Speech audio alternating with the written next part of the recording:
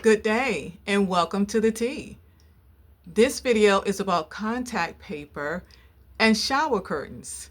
Now, for those of you who just are so um annoyed by the space above your shower curtain and you prefer to fill that space in, this is a hack that I thought of for someone and it seemed to have worked for them.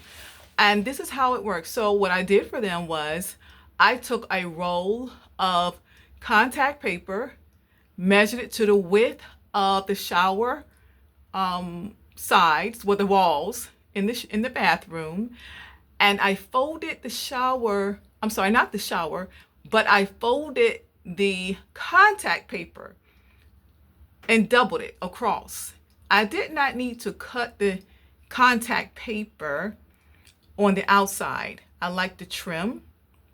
And so therefore, as you can see, the wall is appearing to have coverage from ceiling to floor.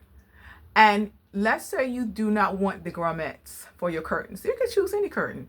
Okay, it's up to you. It's your desire. It's your bathroom. Now, this is what I did for someone. However, again, you can do this for yourself. And I hope that you like this. Let me know, okay? And until the next time you sit with me, stay planted and enjoy your tea.